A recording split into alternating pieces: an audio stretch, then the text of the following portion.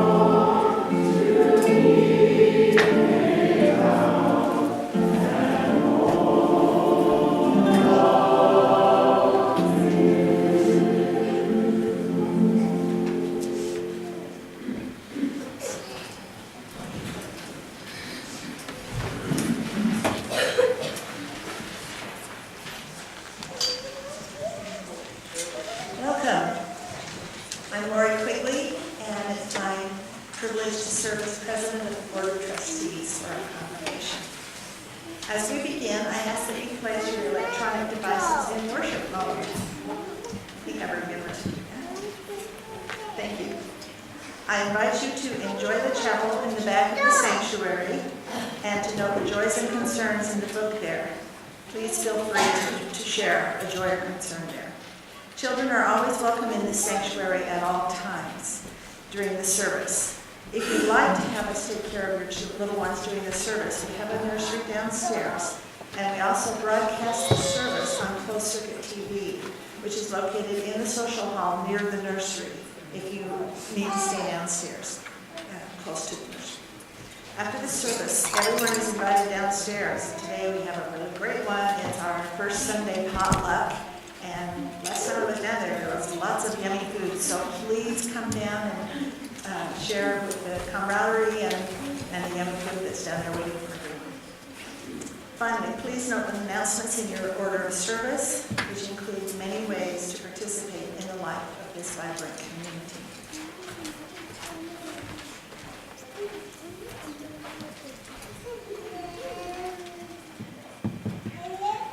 And now I'll read our traditional greeting.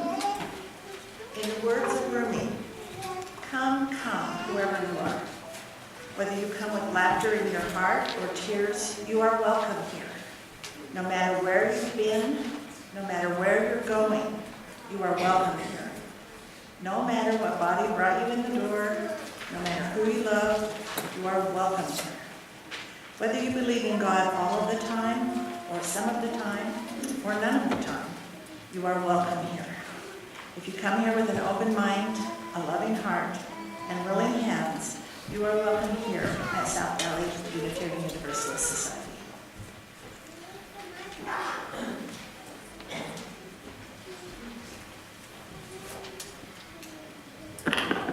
Thank you, Lori. Good morning, everyone. I'm Reverend Bob. It's so good to see you on this, it was a rainy day, now who knows what's happening. So, yeah, I am delighted about the potluck. It doesn't matter if you brought anything or not. You can come empty-handed and we'll feed you. That's how we roll. Speaking of generosity, because this is our Stewardship Sunday, and we'll be talking about that a lot. I also know that it's Superb Owl Sunday, or Super Bowl, sorry. It reminds me, so my Uncle Pierre was a Roman Catholic priest in Vermont his whole life, often ruled Vermont, and he loved to golf, and my father was fond of saying that you could tell when Uncle Pierre had a tea time because the service would be over in 30 minutes. So keep your eye on the clock. I can't promise 30 minutes, but we'll get you out of here if that's important to you. I couldn't care less. So.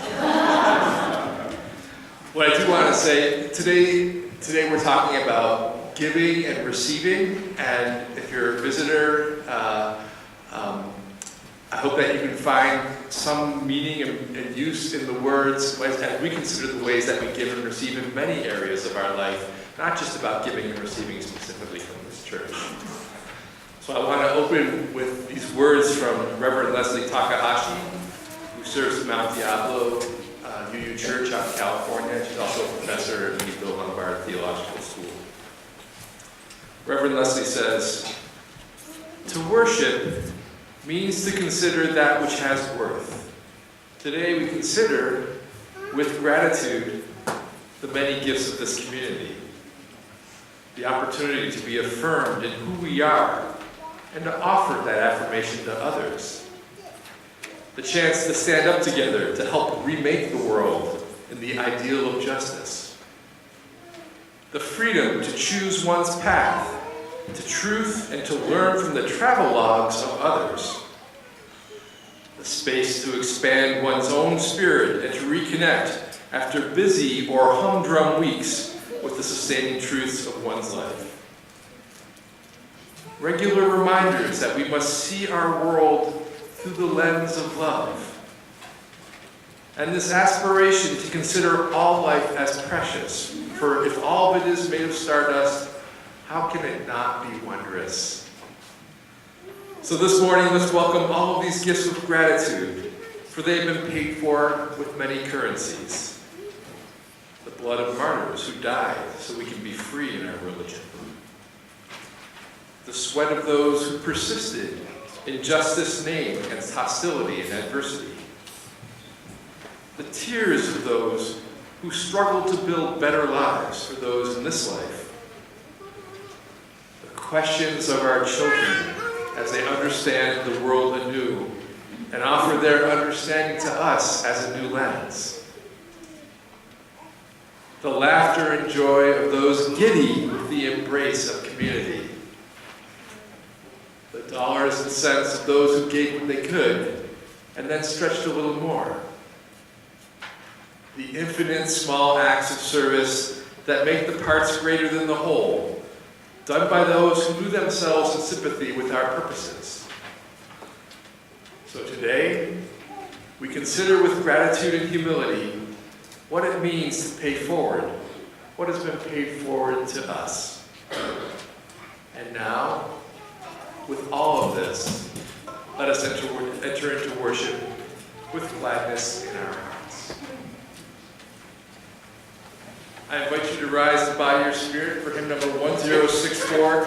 And I'm going to ask, I'm calling an audible here based on the advice of folks from the choir. I thought it was clever and I thought I would change the lyrics. Don't change the lyrics. Just, it was me being culturally incompetent, especially for folks who are coming out of the LDS tradition. So all rise and we'll think number 1064 as written. Away.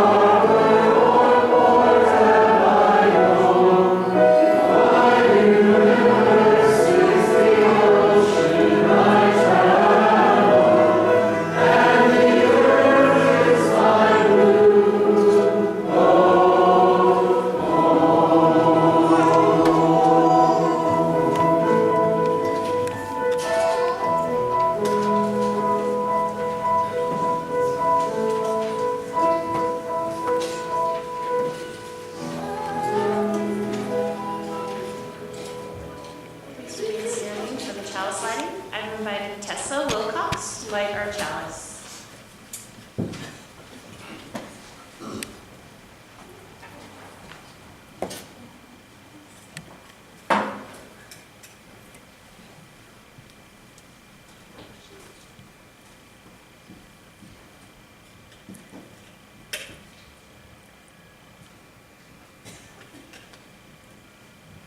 Please join us in saying our chalice lighting. We light this chalice for the wonderful love, for the light of truth, and for the energy of action. Thank you, baby.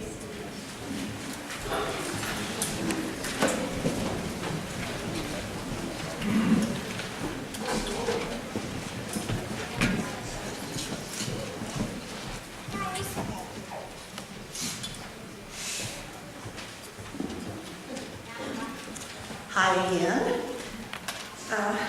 When Reverend Bob asked me to speak today about why I'm here, just checking the program to make sure I haven't messed up and gone in the wrong order, which is I usually want to do. It struck me as an odd coincidence, and you'll hear why as I give my little talk today. I am here because I really need this beloved community. I need the connections I have found here with many of you, and I look forward to making new connections with those I haven't had a chance to yet. I need the many ways to be involved in the service and activities that I find here. I didn't start out as a Unitarian. I'm a Salt Lake native, and I grew up going to services in the predominant religion, but I gradually came to realize that I no longer felt comfortable in my childhood faith, and I stopped attending services when I married. I didn't attend a church of any kind for the next 30 years. I did not feel a need for organized religion. I kept many of the good things that I had learned in my childhood faith, and I came to understand that I could be a good person, a good parent, and a good member of society without going to church. It was my children who found South Valley. My son and daughter-in-law were married here, and my daughter-in-law was involved with the choir and helped with RE. My kids went through OWL training, which I was completely grateful for. And I would come to special events when the kids were involved. And gradually I began to feel that I need to be part of this community with people who would accept me and my beliefs, and where I could be of some service. So I began attending early in 2001. When I first came here, I knew I wanted to be involved in some way. That was why I wanted to be here. But being a rather shy and reserved person, it was difficult for me to jump in and say, "Oh, here I am." So I had to start slow, and also, coming from the religious background I was waiting for a call. Most of you know what I mean. But it never came. There was no person knocking on the door saying, "Okay, this is your calling for the next 3 years." It didn't happen. And I finally figured out if I wanted to be involved, I had to reach out and do it, and to let people know that I wanted to do something. So I started in small ways. I started by bringing potlucks. Food for the potlucks. I volunteered to bring a dinner. I thought I could handle one dinner when we were sponsoring the Interfaith Hospitality Network. And gradually, and then I got involved in the library committees. I sort of have some background there. And gradually became more and more involved. Over the years, I've had the opportunity to participate in and eventually chair many of the committees that help make South Valley work. And I've discovered skills that I didn't know I had through my service here at South Valley. So why am I here? I mentioned that it's an odd coincidence that I was asked to speak today. I have found in this community support in hard times and in times of loss. A year ago, actually tomorrow, but it happened to be on a Sunday, I happened to be up here doing the same thing I'm doing now, not giving this talk, but helping to lead the service with what we call board duty. And I received a call that my sister had passed away right in the middle of the service. And my friends here immediately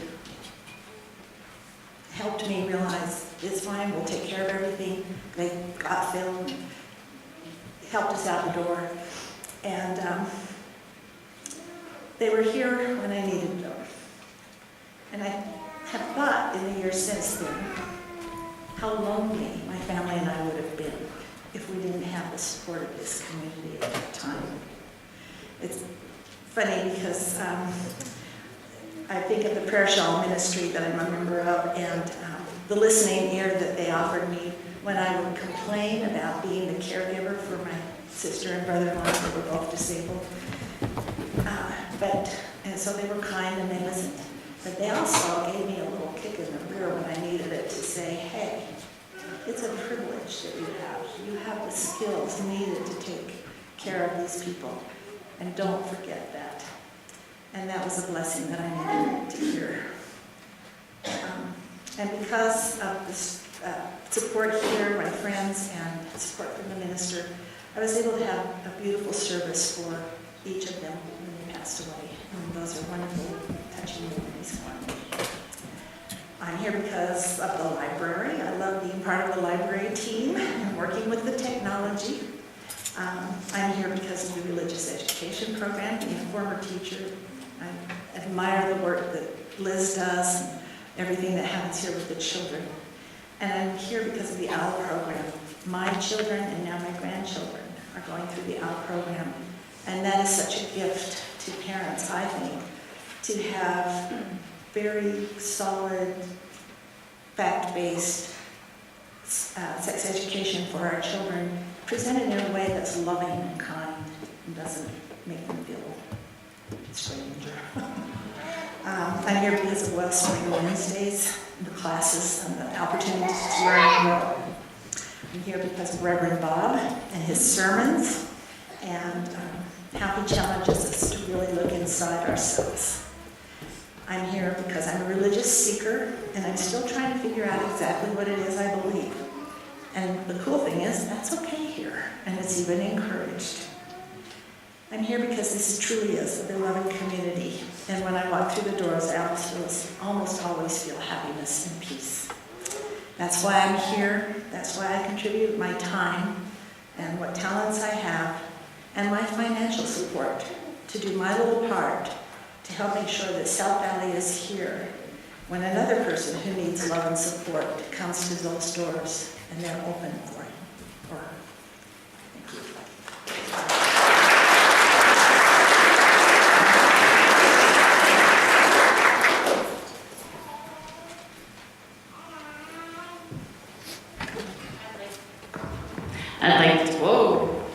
I'd like to invite the young and young at heart to come forward for our time for all ages.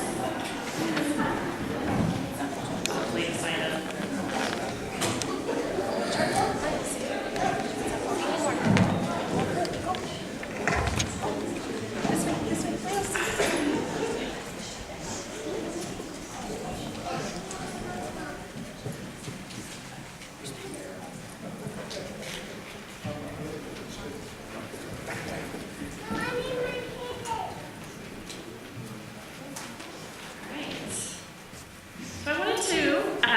I learned something new this week. Did you learn anything new this week? Nothing? Don't you guys go to school? I'm just asking if you did. You don't need to share anything. I'm sorry. We don't have that much time. Maybe in Children's Chapel you can tell me what you learned this week, but I'm going to tell you about something I learned about this week. What I learned about this week is that there is an organization called UUNEI. UUNEI. And that stands for the Unitarian Union of Northeast India. Northeast India. Now, this region of India is a little different than you might imagine when you think of India. It is, like the name says, up in the northeast corner, and it is a majority Christian area. Most of the people who live there are either Catholic or Presbyterian. There was this guy in the 1890s, and in true Unitarian style, he caused a bit of a ruckus, asked a lot of questions, And someone said to him, he called himself a questioning Methodist. And someone got a hold of him and said, you know, there's this preacher in Kolkata, the city that used to be referred to as Calcutta. And he's a Unitarian minister, and it sounds like you guys have some similar ideas. And so he started a correspondence, and with 2 other men decided to start a Unitarian congregation. And now there are 45 congregations with over 10,000 people attending them in India. After the United States and Romania, India is the largest collection of Unitarians in the world. Isn't that awesome? So that is not even the story I'm going to tell, but I had to share that because I thought that was very cool, and I really love learning about our faith's history and about how diverse we really are. Oh, snacks will definitely be later. Okay. So this area of India is known as the Khasi Hills, and a lot of it is very, very rural, which means that the people who live there are very, very poor. And so these Unitarians in these congregations have a tradition. And I'm going to give you a little visual on this tradition.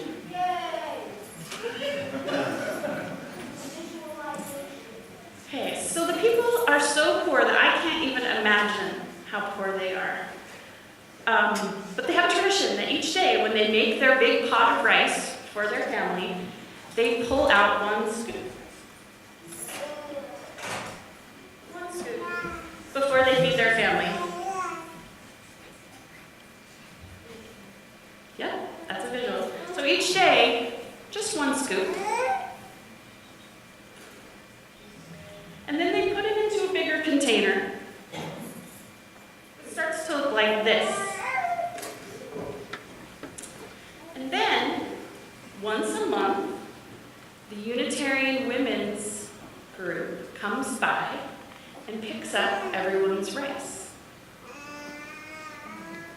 Then they take that rice and they sell it. And that is how they support their churches. Now, if they had asked them for cash, everyone would have said, we can't do that, right? Because they don't have it. But you know what everybody has? Rice, right? And so they take the scoop out before they even feed their family and set it aside. Because that's how much their church communities mean to them and how much they want to pay back the enrichment that they get from those places. Someone who was the head of that organization, the UUNEI, her name is Carly Lingdell, said, even the poorest families feel proud that they can offer something of their daily food to the works of God. I don't know about you, but I don't know that I've ever made a sacrifice as big as those little scoops of rice. So, this story made me think of one of my favorite songs in the hymn book, and I don't know how I forgot about it. I haven't sung it in a really long time. But I'd like you to sing it with me, including the audience. Yay, I know you love to sing. I'm going to move the microphone way away from my mouth. Okay. All right. From you I receive, to you I give, together we share thy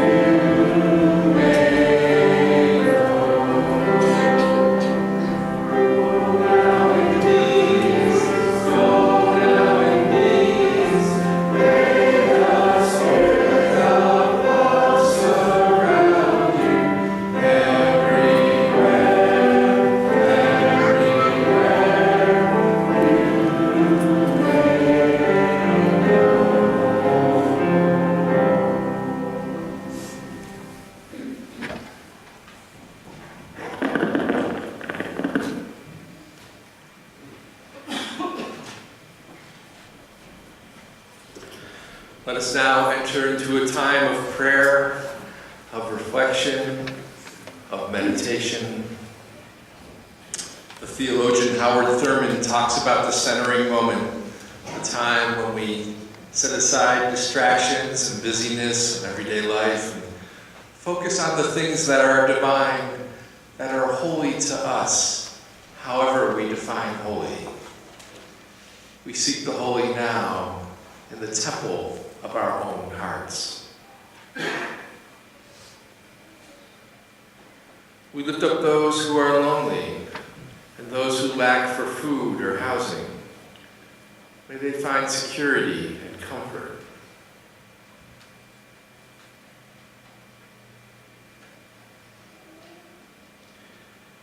We lift up all those impacted by the polar vortex, who suffer in the cold and the weather. May they find safety.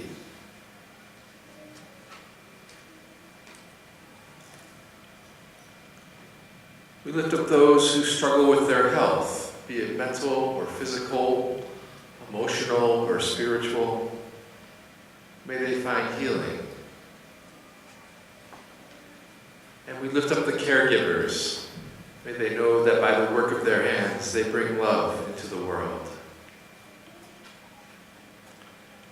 We celebrate those who fight for justice. May we draw hope from their example. We lift up those who are excluded from their families because of what they believe or who they love. May they find peace. And we celebrate the gathering of families, those biological families and the families we choose that we create out of love. We give thanks for this UU congregation. May it be healthy in process and fruitful in outcomes. We celebrate the things that bring us hope, the eternal possibilities of learning, of love, of growth. Let us see the holiness and beauty in the streets we travel on. Let us see the holiness and beauty in the people we serve. Let us see the holiness and beauty in each other. Let us see the holiness and beauty in ourselves. And may we all be held in the heart of love.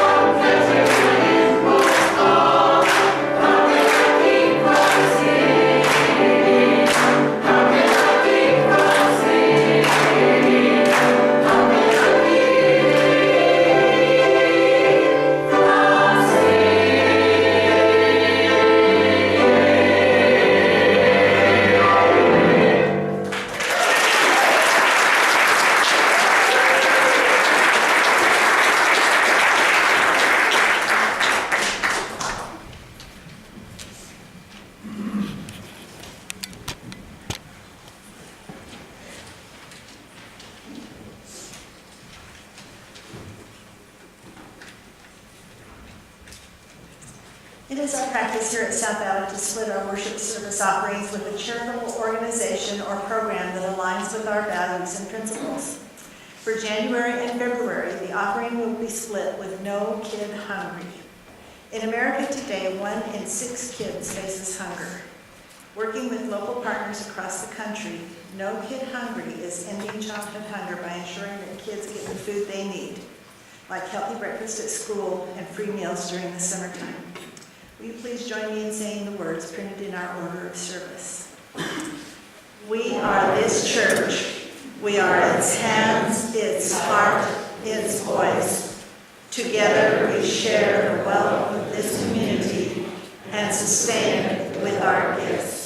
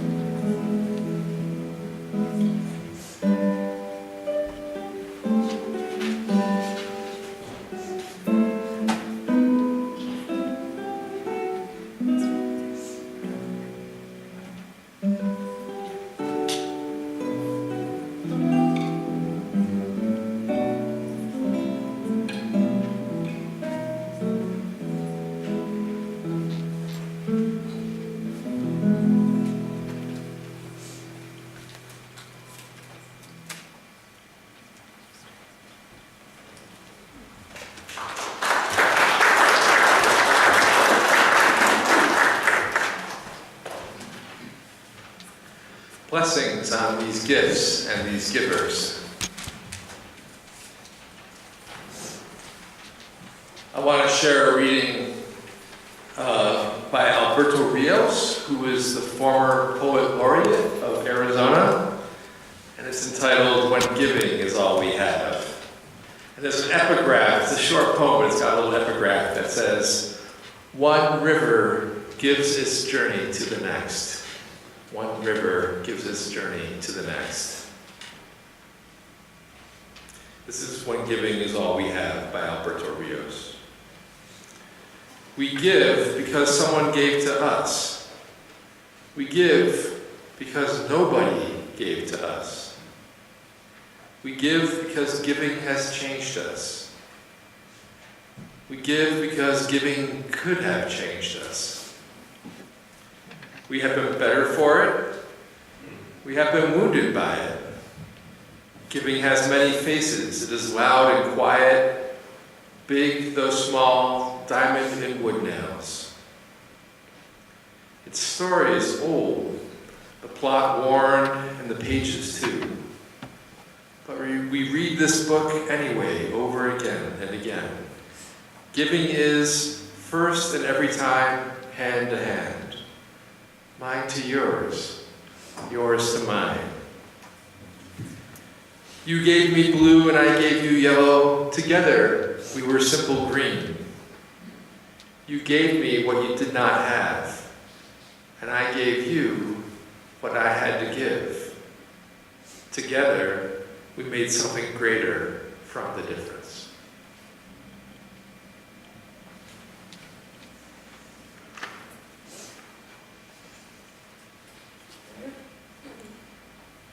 Good morning again, everyone.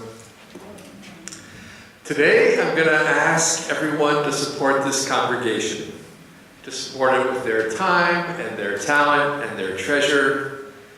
This year, we're calling our pledge drive Dreams and Deeds. And I know it sounds a little bit like marketing speak. It might even be a little bit corny.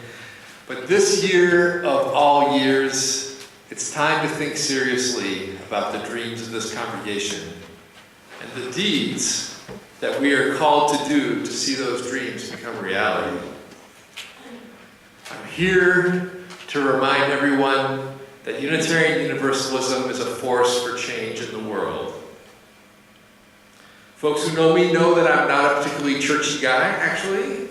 I'm irreverent, I'm profane. It's probably a Christmas miracle that I've never sworn in the pulpit, at least so far.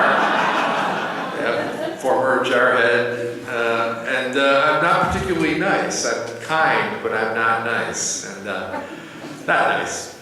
And there are a lot of places in the world where I can put my values to work, but I am all in as a Unitarian Universalist because this is the one place I've found where we are all welcome, radically welcome, and where we are all called to show up for ourselves, for each other, and for the world.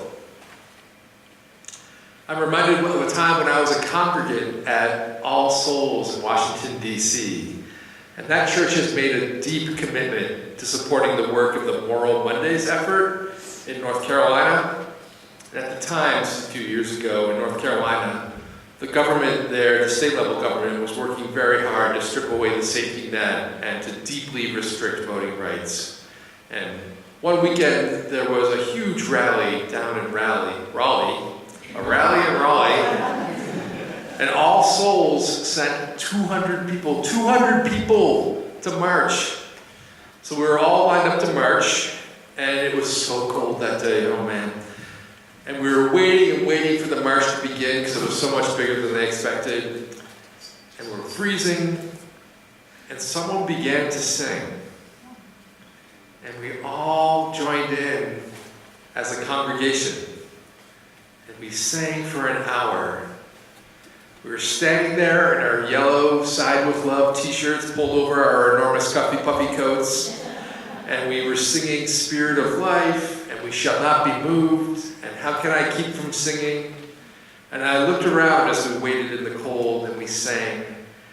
And I could see the faces of my siblings in that congregation. And those faces were shining with the warmth of community and the fire of commitment. And the people walking by saw us. And I heard them say, there are the UUs. There are the love people. By everything that is holy, that was the truth of that moment. Now, religion in the history of the world has been a deeply flawed enterprise. Religion in general has a lot to account for. And that's why I'm a Unitarian Universalist. Because we are taking back religion from the fundamentalists, from the bigots and the sexists and the homophobes, and we are showing a new way, a value-based faith where the values are explicit, where questioning is a spiritual practice, where everything and everyone is connected, where everyone is worthy, everyone. And applaud for yourselves. This is what we're doing here. And I've talked before about how our values are countercultural. They're counter from the mainstream. In this moment, right? And because of that, our UU faith is desperately needed in the world. Take a look around, right here in Utah, the legislature, a legislature dominated by one of those religions that frankly has a lot to account for. This legislature is contemplating a bill that would make it impossible for trans folks to change their gender on their licenses and in their birth certificates. It's actively trying to avoid extending Medicare to poor folks who desperately need it. It's undermining the voice of people and watering down a medical marijuana law that would bring relief to so many people in pain. And I want to take a moment right now to salute the folks who, in this congregation right here, who are actively working to keep these things from happening. So I was at the State House on Thursday with Dion Corkins doing the Medicare stuff. That was great. I saw Sophia Haas. Hi, Sophia. Sorry to call you out, but you were up there too, doing the work. And I'm sure there are other folks out there who are speaking truth to power. Is anybody involved in actively lobbying right now? Just want to put your hand up if you are. All right. Let's get... Nice work, everybody. Seriously. We're walking the talk, and we show up. It's what we do. And in fact, you may have heard me talk about this anti-racist group called Showing Up for Racial Justice, SURJ, S-U-R-J. It's a national organization with 100 chapters all across the country. And by happy coincidence, the national director of SURJ, Aaron Haney, happens to live in Buffalo, where I'm from, and we are friends. We've gotten arrested together, which is a bonding experience. And one day, Aaron said to me, Bob, I travel all over the country to do these anti-racism events, and no matter where I go, the UUs come out. The UUs show up. That's our faith being alive in the world. So let's talk explicitly about our goals for the pledge drive and what the congregation will get for their money, what the congregation is creating with their resources.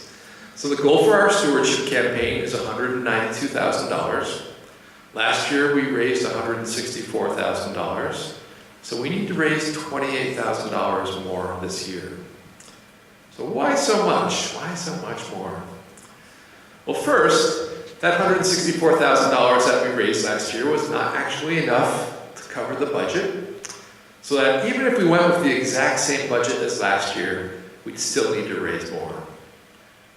But there are other things going on. Next year, there will probably be a new interim minister. I'm an interim minister.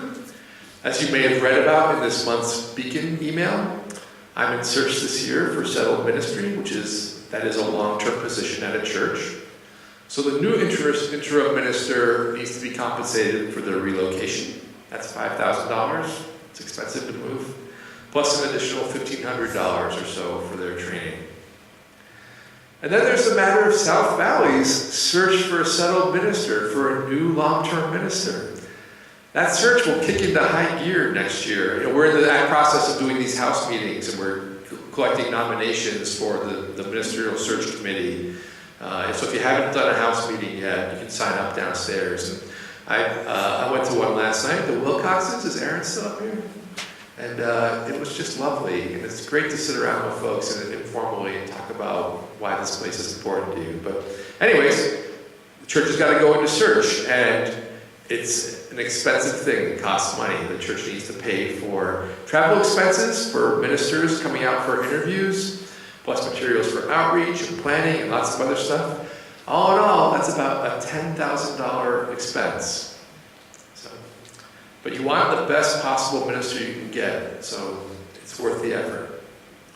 Finally, because the staff of this church are working people, as well as being fundamental to the life of this church, next year's budget will include a 2% increase in wages. That's a modest amount.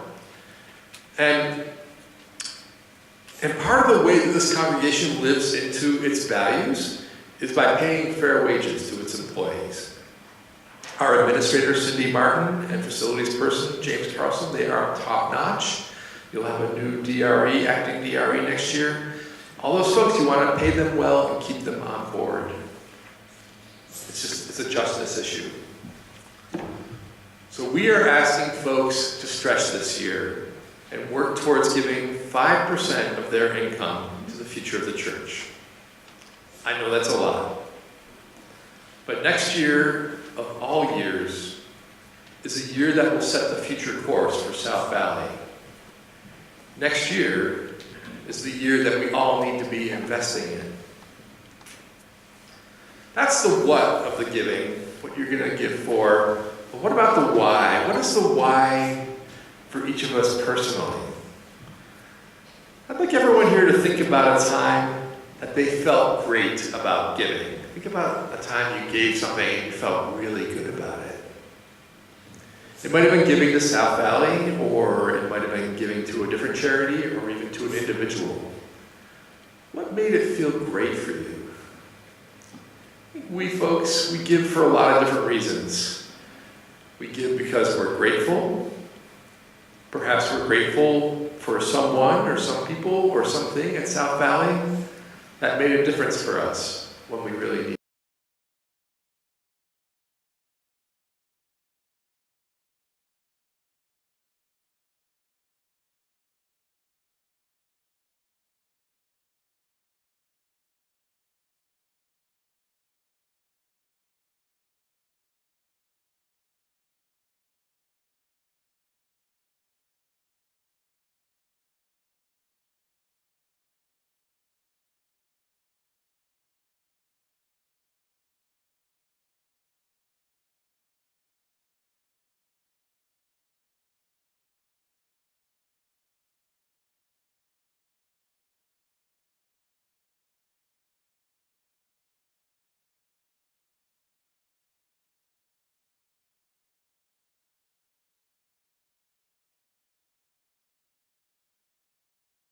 Alignment.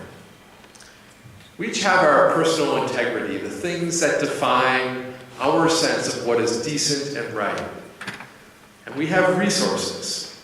These are financial, for sure, but also resources of energy and emotion. Or to put it another way, time and talent. That's why we say, even if you don't plan on giving financial support, we still want everyone to submit a 3T, a talent, treasure, and time card. We know everyone here has something special to offer. So, for our South Valley IRAs, we want to align our integrity with our resources. How does how we spend our money and time align with what we believe is right? That's something to do some deep thinking about. And as we think about that, let's think about the people who came before us, who aligned their integrity and resources to create South Valley and to build it into what it is now. Some of those folks we know, some of them might even be here for all I know, the founding folks. They're amazing, they're still around. And there are folks who came before who we just don't know. I certainly don't know a lot of them. And what I find powerful to think about is that the folks who created this loving community only a generation or two ago, they created it with no idea of what would come of it. They had no idea who'd be sitting in these chairs now, who'd be finding inspiration and comfort in this congregation. The Unitarian Universalist minister Peter Rabel, he paraphrased Deuteronomy chapter 6 when he wrote, "We build on foundations that we did not lay. We warm ourselves at fires that we did not light. We sit in the shade of trees we did not plant. We drink from wells we did not dig. We profit from persons we did not know. We are ever bound in community." We are ever bound in community. Right now, in the life of this church, its continued success, it requires that we acknowledge the ways that we are ever bound in community. for the people around us now, and for the people that we're never going to meet. We need to align our integrity and our resources for the sake of this congregation. And let me remind you what a great congregation this is. And I mean it. South Valley UU Society, it's an oasis. It's a sanctuary. It's a place of safety. Some of that we can easily see. But folks in the congregation don't see the calls that I get from people who are in trouble, who are in despair, and whose trouble and despair are multiplied because of who they are or who they love. The rules of confidentiality around pastoral care mean I can't really say their names or experiences or circumstances. What I can say with confidence, knowing it, is that this congregation is life-affirming. This congregation is life-changing.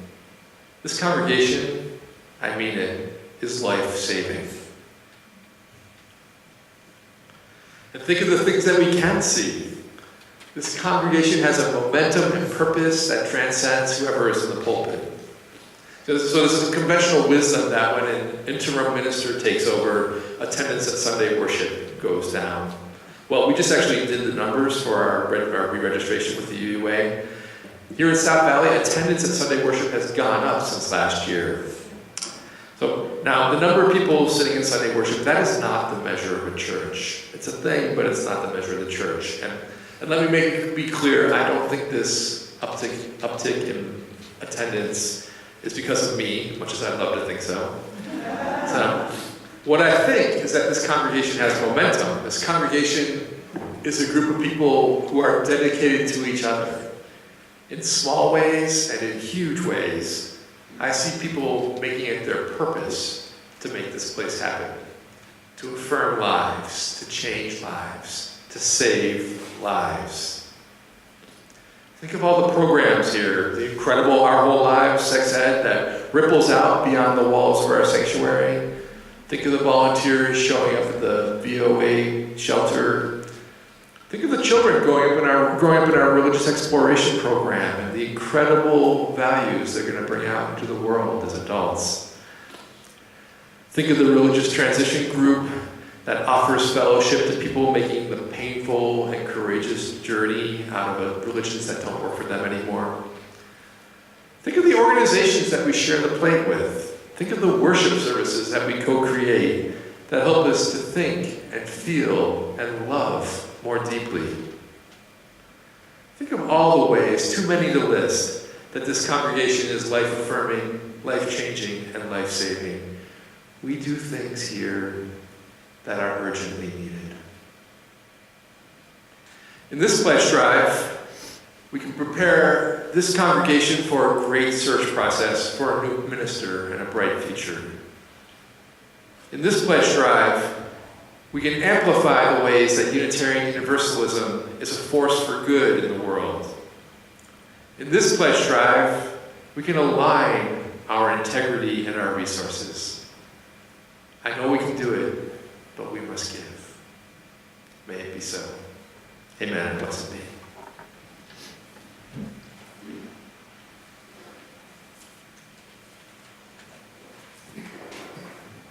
I invite you now to join in singing Rise in Body and Spirit, sing hymn number 1030 in our teal hymnal. Siahaba. We'll say marching the first verse, dancing the second verse, and singing the third verse. Oh, giving, right? Giving. Thank you. Man, I'm tired. Thank God I have helpers. I could never do this alone. Marching, dancing, and giving. We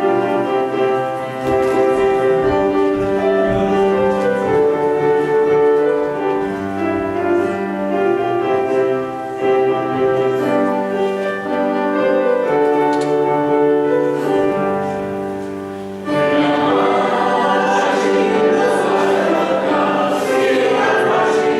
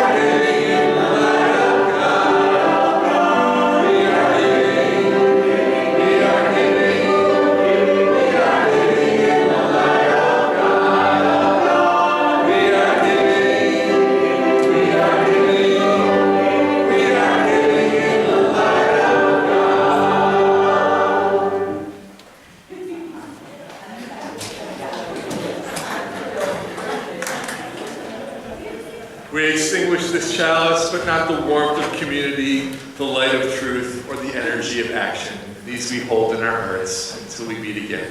Please be seated.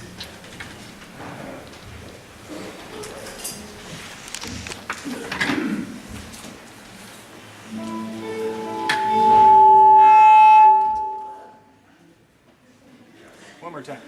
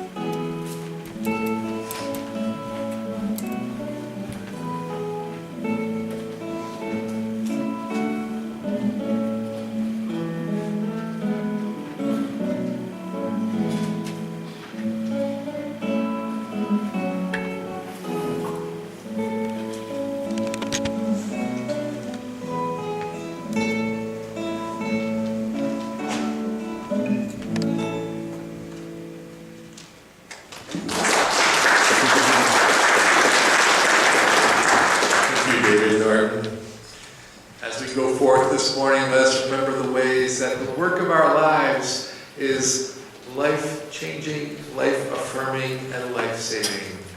Our worship is over. Our service begins. Go in peace, gentle people.